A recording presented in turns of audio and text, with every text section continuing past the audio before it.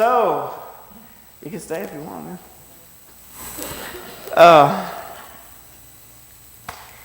Well, Happy New Year. It was 2017 the last time I talked to you, I believe, right? We remember that? Vaguely. I know, it was last year. It was a long time ago. A long time ago. How many of you are glad to see 2017 gone?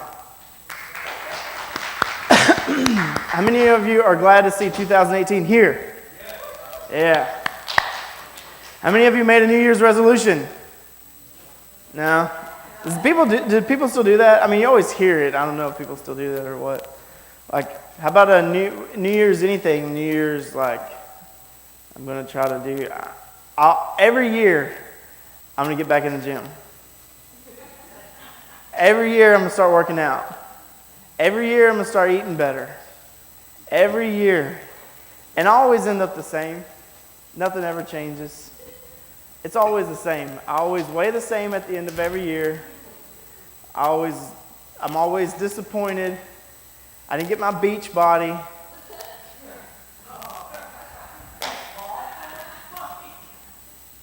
It's crazy because like I want it,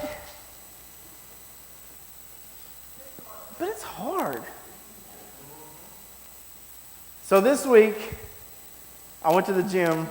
I was off all week. I absolutely had no excuse not to go to the gym. So I finally went Friday. It was my vacation, okay? You can't start working out on vacation.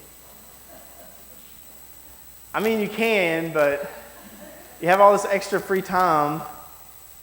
But why would you start something good then, you know? Like, let's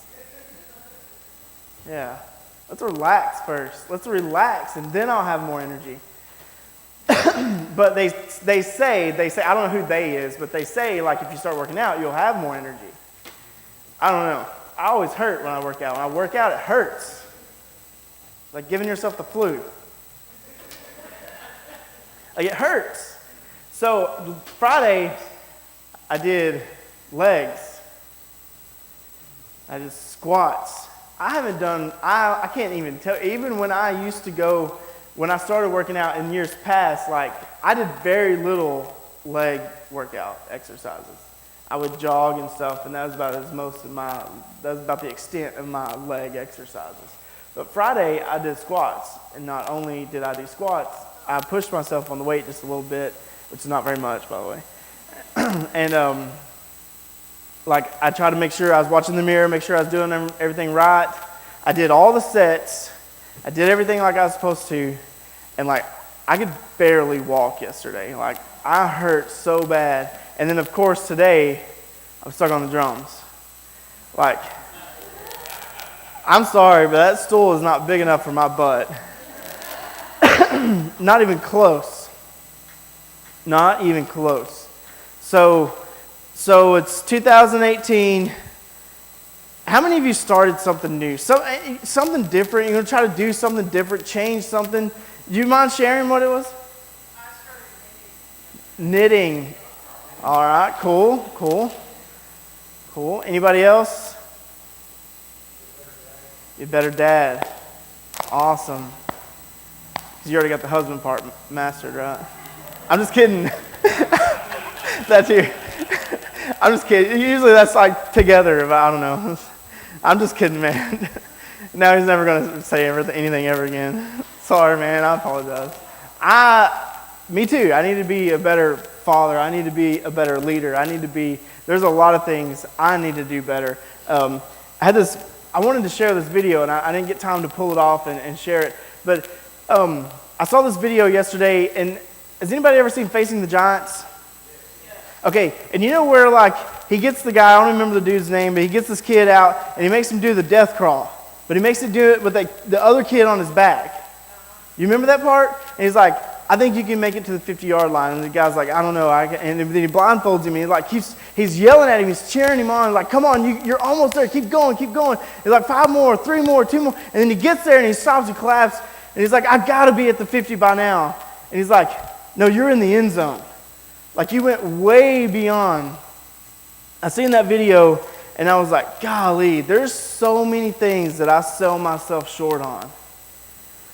And it started making me think, like, there's things that I've started in years past that the slightest little hiccup throws me off course, gets me off my routine, gets me out of the habit or whatever, and then I go right back to where I was, right back to not doing or not being who or what I should be, or putting in the effort that I should be putting into.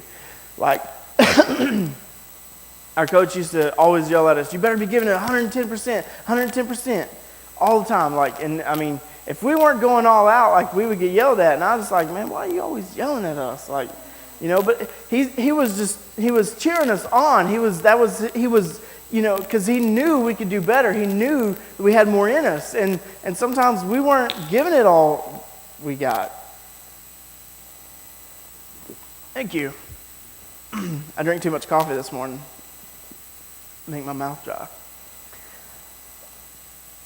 Have you ever started something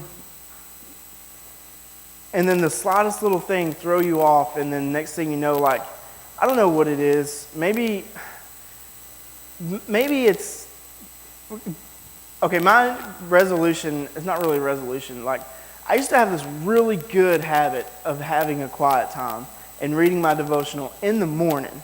I know you're thinking, what? He didn't do all that all the time? Like, sometimes I don't. I'm sorry. But I used to have a really good habit. And I have these devotionals and that I started, like, even back when I was just like fresh out of high school. And I was constantly reading and writing stuff down, and I had all this stuff, these ideas, and like God would speak to me and everything. And I read one yesterday. I found one of the old ones, and it was from, I want to say the date in it was 98 or 99. So I was a junior or a senior when I wrote this stuff down. And it said, like, it was talking about, I really love what's going on in my life right now. I really love what God is doing in my life. I'm really enjoying experiencing and having a relationship with God. I don't want to go back. I don't want to get out of this habit. And then I realized, like, I've been out of that so many times. I've been in and out of that. Like, I wrote this when I was in high school. And then I read it now, many years later, and I'm like, wow, like, I was there, and then what happened? Because that was one of the last ones I wrote. That was one of the last ones I wrote down. And it made me think, like, what happened? What happens to us? We get into this, like, in this place with God. And I know, please tell me I'm not the only one. We get in this place with God and everything's going good, and we're experiencing God. Things are just happening for us. Even if it's bad, we know God's got us, and our faith never is shaken. We're strong and everything's good. And then one day all of a sudden we look up and we just realized, man, we just went through a long period of time, and I don't even know if God was present.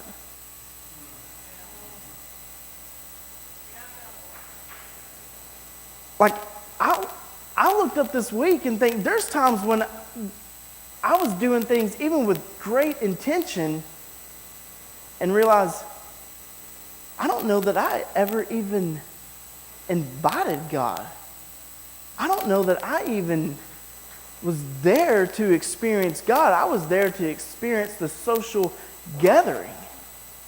I wasn't there to even experience the freedom of Jesus.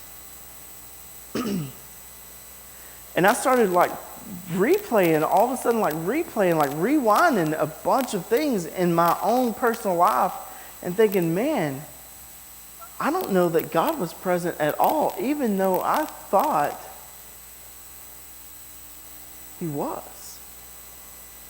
Even though I was going through the motions and checking off the list and doing the things right, I didn't have a relationship, so I don't know if He was there or not. How many of you in here are married? Anybody in here married? You're married. We got a decent amount that's married.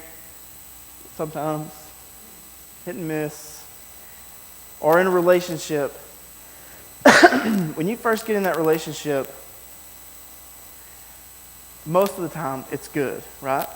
It's good, and it starts good, and it goes good, and everything is just clicking, and everything's good. Everything's just moving along. But you work to keep it going eventually, right? You fall in love but if you start a relationship and you sometimes call them and you sometimes don't, what eventually happens? You're walking through Walmart and see them with someone else. Oh, whoa. What? Oh, yeah. It's been 2 weeks since I called him.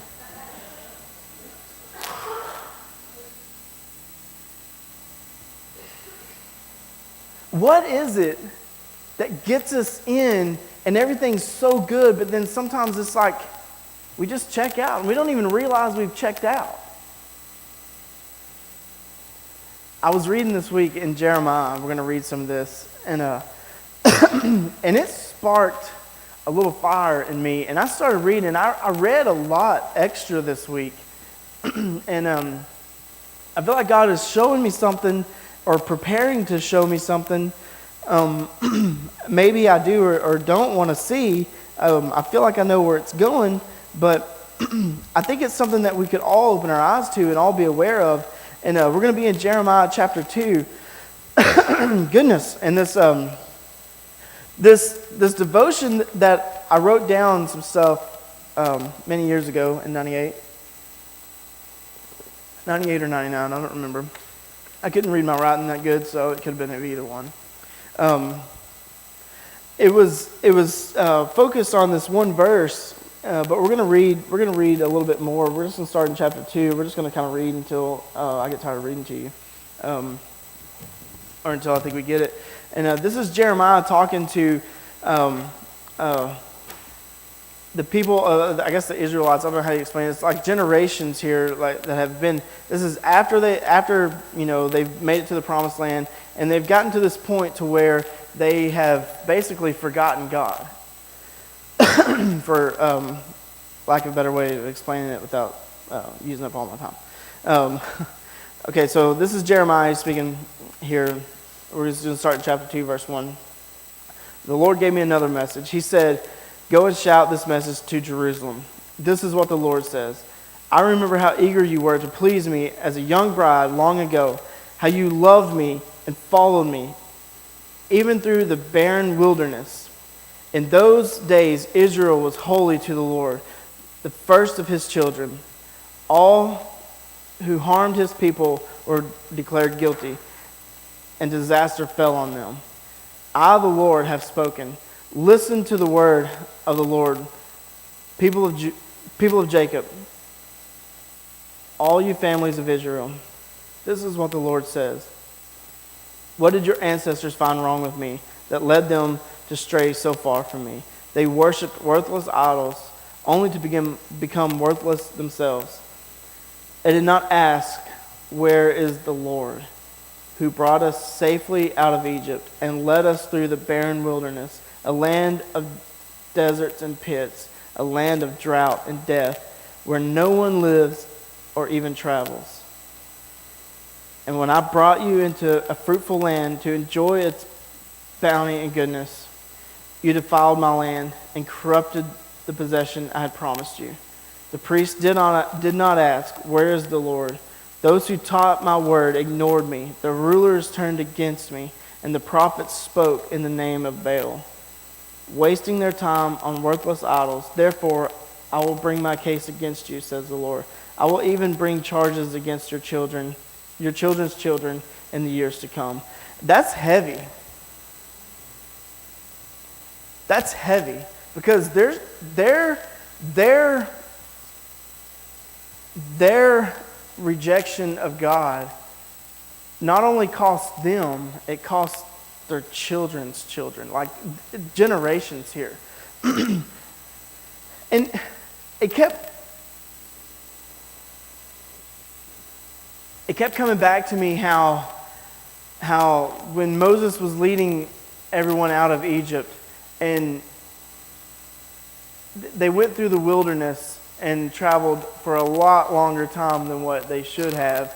But God provided them the wilderness, this place that is like, no one even travels there, okay? Like he describes it, no one even goes through this part of town. No one goes this way. Like there's nothing. It's barren. It's full of pits. There's nothing there. But somehow God provided for them as they were going.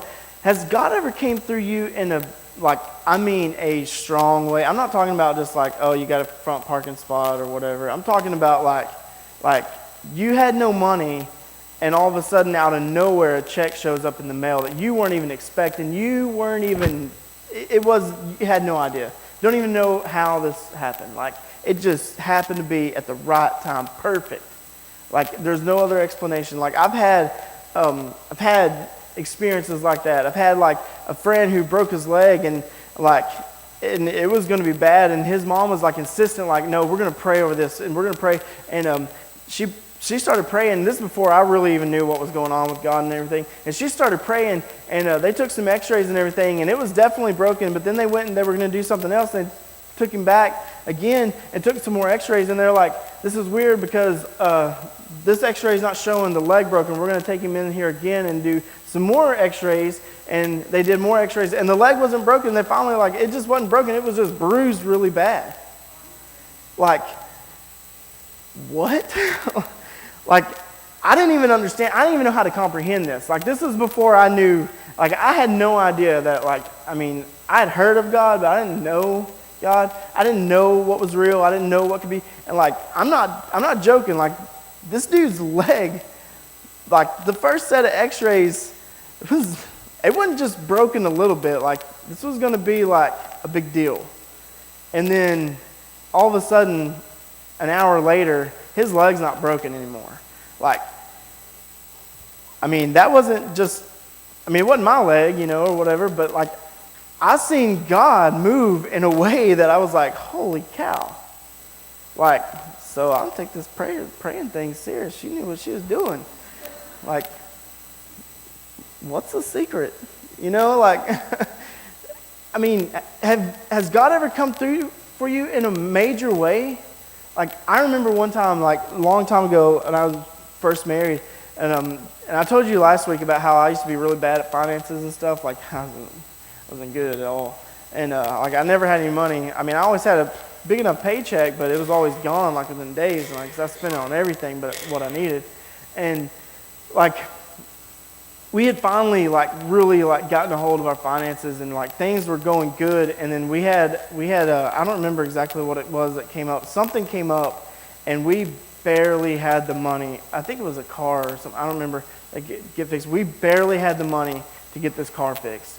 And it was like, get this car fixed or not have a car and have some money. And so we got the car fixed or whatever, and we just went ahead and done it. We spent the money. And, like, out of nowhere, we got this refund check that someone had paid. I think it was Aaron's, that she had paid too much or something, done something on her student loans or something. I don't remember what it was exactly, but she got all this money back, and we're like, what? You know, like,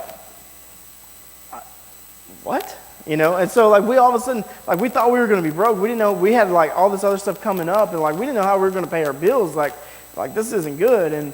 And all of a sudden, like, it just, like, happened. And, like, so we're excited, we're celebrating. God, like, is moving in our life. God is doing things. God is doing this. And then, like, a few months down the road, like, we're just going through the motions. We forgot God even existed. You know what I'm talking about? Have you ever been there? Like, I feel like we as a church have done that. I feel like we get caught up in the act of church and forget what it's all about. I think we get caught up in what the music needs to sound this way, or else God's not going to show up. If someone isn't doing this just right, God's not going to show up. Or no, you know what? I like it better like this. Let's do it this way. We don't even consult God before we do it. I'm guilty of this. I'm guilty of it. This morning, Wes is sick. He can't be here.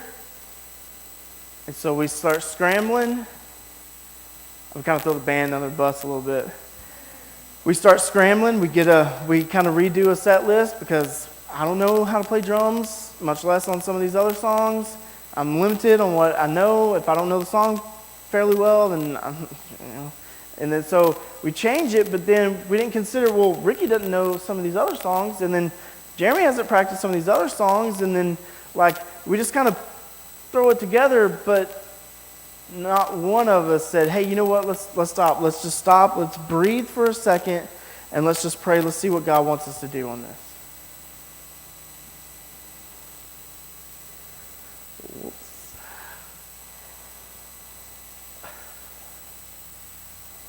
I mean, we're not going to jail over it or anything, but we do that. Something happens and all of a sudden it's like, oh, well, we got to do this, we got to do that. Oh, we don't have any volunteers. What are we going to do? Let's scramble to get somebody in the classroom. No, you know what? I guess the kids are going to just stay in here this week.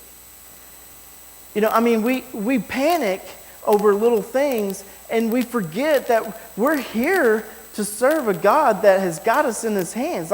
What are we scrambling about? You think God can't handle it? We start trying to take things in our own hands and the next thing you know, we've done this whole religious guru act and we didn't even invite God. We didn't even know if he was there or not. It's we're just here to go through motions and check off the list and do the thing and go to lunch. We get caught in that. And I'm not blaming anybody. Don't get me wrong. I'm not blaming anybody. But I'm guilty of it. I'm guilty at, about the time, the music's done, I'm starting thinking, man, it's been a long time since I ate breakfast. I'm getting hungry. I ain't got no money today. Can't go to Jalapeno Tree. I guess we'll just do Whataburger.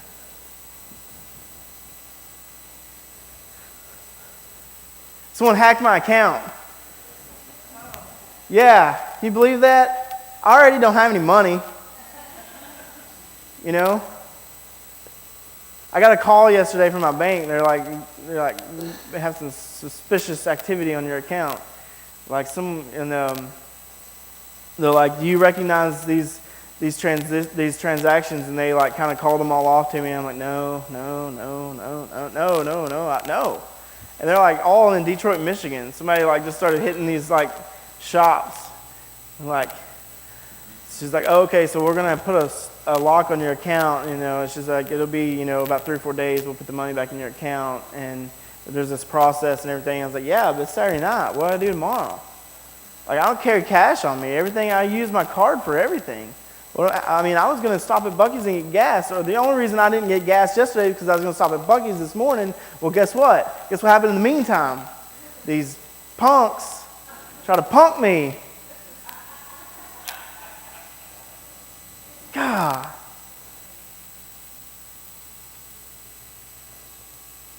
I don't even remember where I was at now. See what happens? That's how fast we get off track and we totally forgot but God's got me. God's going to take care of it.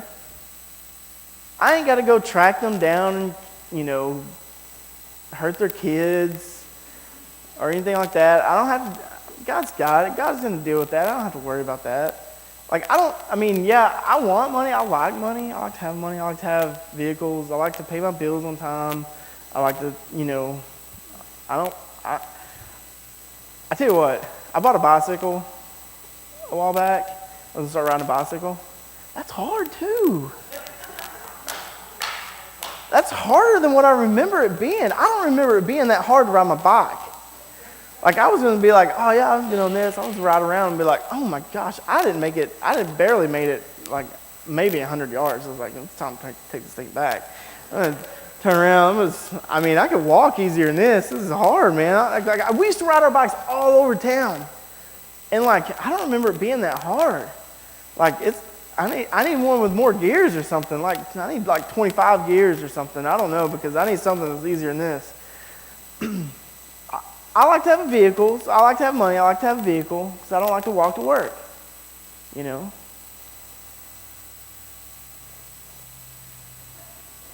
Why are y'all laughing at me? This is chasing rabbit trails all over the place. All over the place. That's what happens.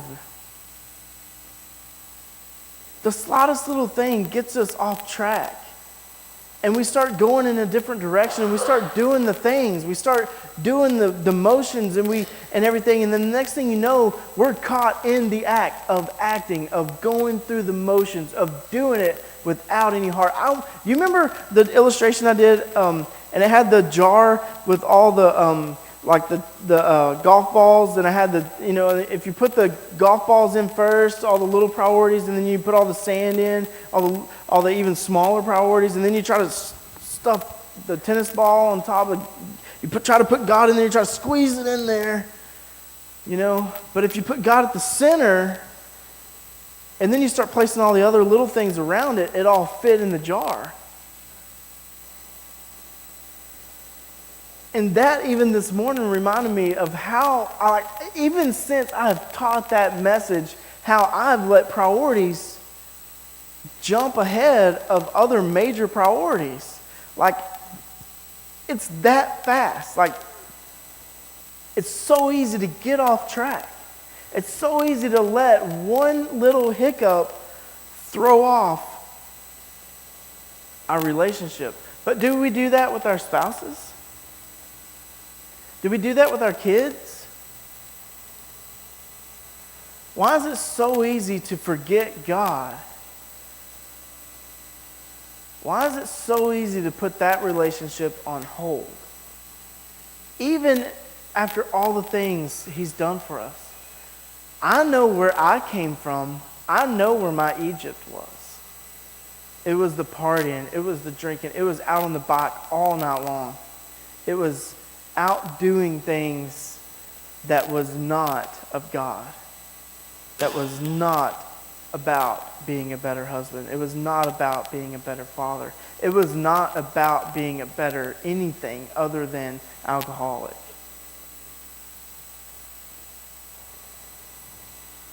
I remember what God pulled me out of. And when God transformed my life and changed my life, I was excited. I was free. And I was free in a way that I had never experienced before. I had went to the church camps and stuff, and I had done and got emotional and did all that. I'd done that, but I didn't know what freedom was. I didn't know what real freedom was. And I know what God brought me out of.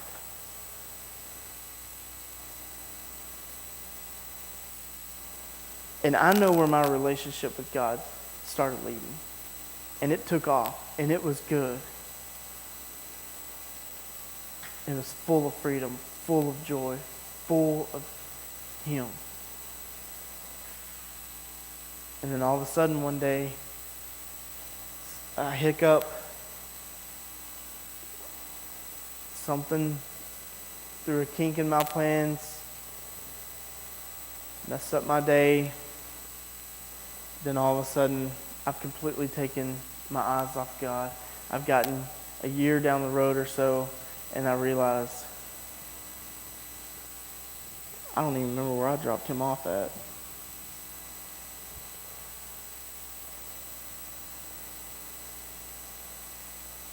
I take things into my own hands and do everything on my own, and then I wonder why God's not coming through for me. Start handling situations on my own.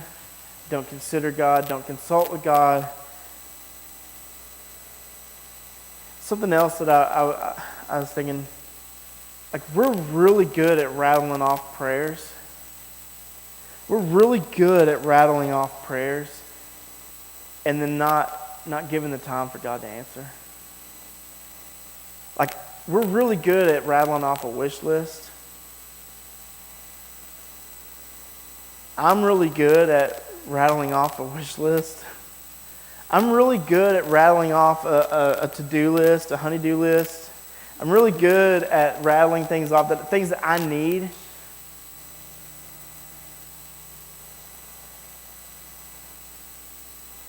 But what I learned this week is what I need to be doing is I need to be sitting still a little bit more.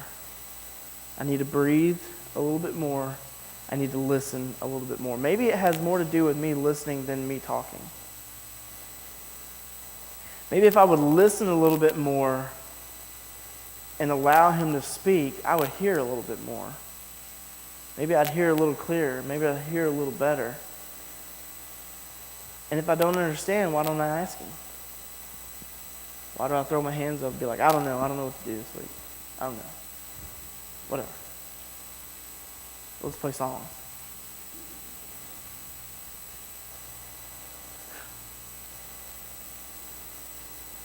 Like, we do that.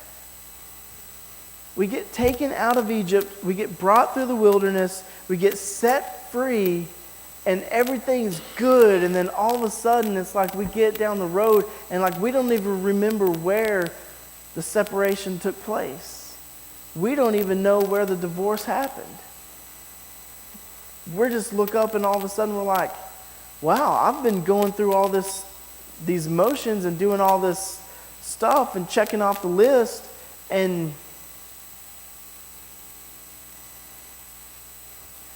nothing's been happening because I haven't been including God. I haven't been letting God move in my life. I haven't, much less like talking with him and having conversation and building relationship, having a relationship. Like you can like have a relationship with someone and never talk to them, like a Facebook relationship with them, and it's not. I mean, it's all right. I mean, that's what you like. But like, I'd rather have face-to-face relationship. A relationship where I can express myself and you can express yourself and we can love each other and help each other and hold each other and move through things with each other. That's what it needs to be with God. That's what it needs to be with Jesus. That's what Jesus came to set us free and take us through the hard times, through the good times. He came to set us free. He came to bring us out of Egypt. But it's like we get there and it's like we made it, we're good. See you later, man. See ya. I'll call you when I need you.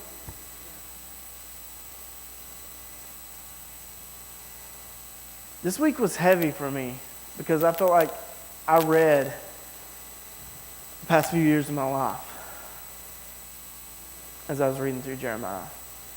I felt like I was reading my case. I feel like that's what I was reading, my case.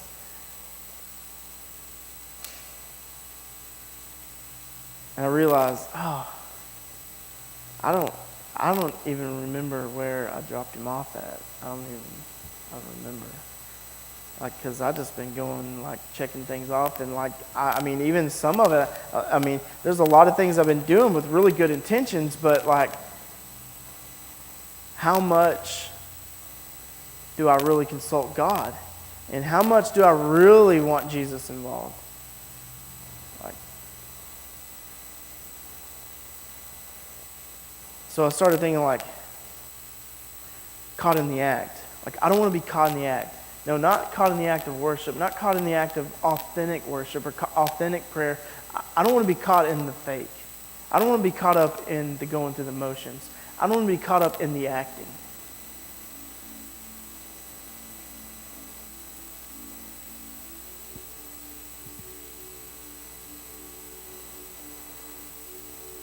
I don't know about you, but I want to experience God. I want to know He's present. I don't want to guess. I don't want to be unsure.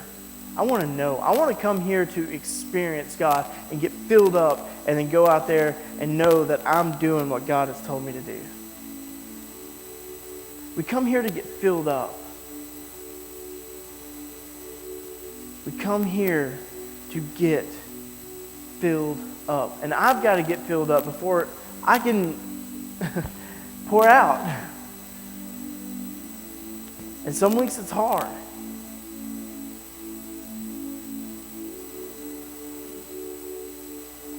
Some weeks it's hard. Because I'm not any different than you. You know there's weeks, there's days, sometimes you wake up and I don't want to do it today. I don't want to do it today. I've been off a week. I'm already like, I don't want to go back to work Monday. You just wake up and have those days like, why do I have to be an adult today? Couldn't wait to grow up. And now it's like, man, I just want to hang out and have fun. Why don't we gotta go to work? And like, that's why I've been trying to explain to my kids, do what you love. Do what you love.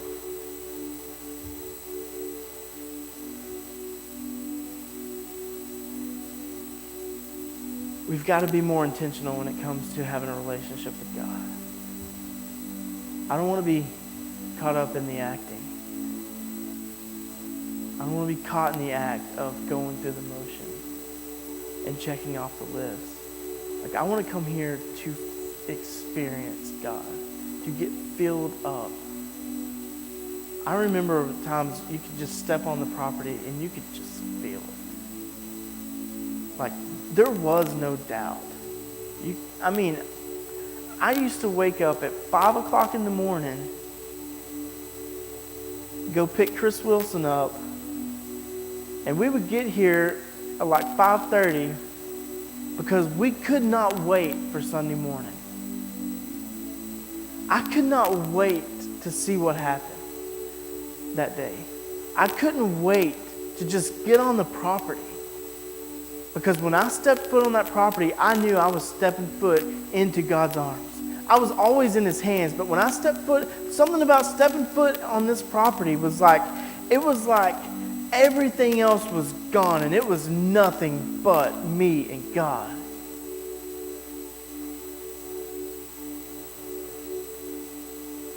And somewhere along the way, God didn't remove Himself from me. I dropped Him off and removed myself from Him. Somewhere along the way, I said, you know what, I got it. Somewhere along the way, it all of a sudden wasn't needed. And that is a scary thought.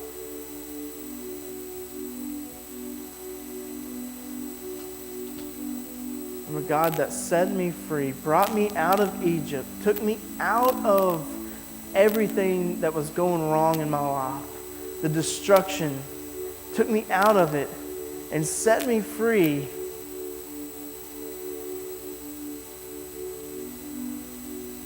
I let it get to a point to where I didn't even realize He was missing.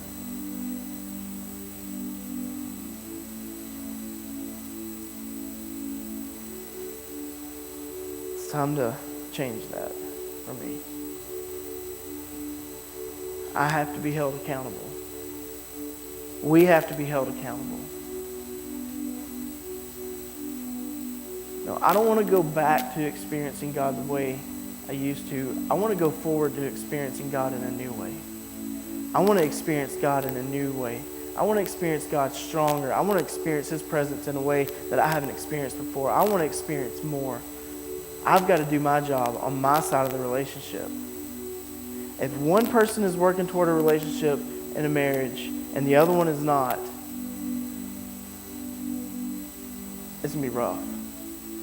It's going to be hard. When one person's in love with someone that they're not in love with them back, or they're not expressing love for them back, it gets hard. I don't want to be that one that is ignoring God. I want to hold up my end of the relationship. I know He's going to hold up His end. So if I was more intentional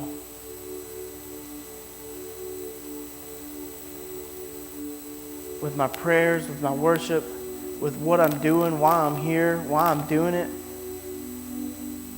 you realize God's blessed you with the job. You may hate this job, but if you would do it with everything you've got, because God gave it to you, there might be more on the other end. There might be more on the other side. If we would do it with everything we've got,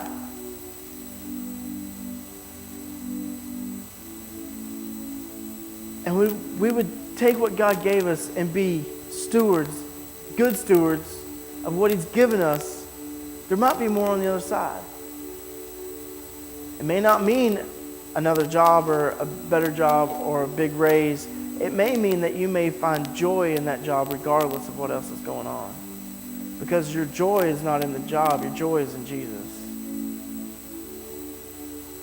I've been there. I felt it. I had a job where I didn't really like. I didn't really like the people I worked with, everybody, but I was so consumed with Jesus and so consumed with the Word and so consumed with everything that was going on. Like, it didn't matter what was going on. Like, I went to work, I did my job, and I worshiped God all day long. And then something along the way, I tripped and just decided, oh well, I'll just do this on my own. I want to be more intentional. That's my challenge for you. That's my 2018. I want to be more intentional. I don't want to just go through the motions. I don't want to just get caught up in the act.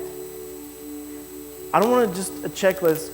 Christianity, it's not this religious, like this doctrine thing that we just do and have to, all these rules we got to follow. It's not in just checking off the list, and it's not a step-by-step program. It's a relationship.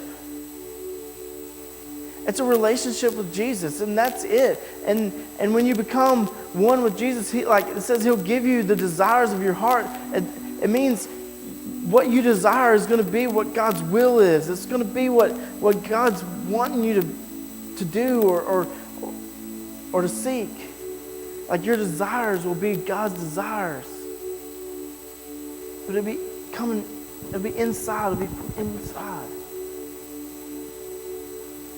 I want God at the center. And if God's not at the center, it's not going to work. It's going to be rough. We'll find ourselves alone again and hurting again. And the next thing you know, we're right back in Egypt. We've carved idols out of wood. I was reading that where it talks about, where it says they carved idols out of wood, and money was the first thing that popped in my head. Because we don't go make idols out of wood and worship it. No, but we worship the dollar. We may say we don't, but we do. Because that dollar, it means everything to us. Everything. And if we don't have it, we're upset. We don't like it.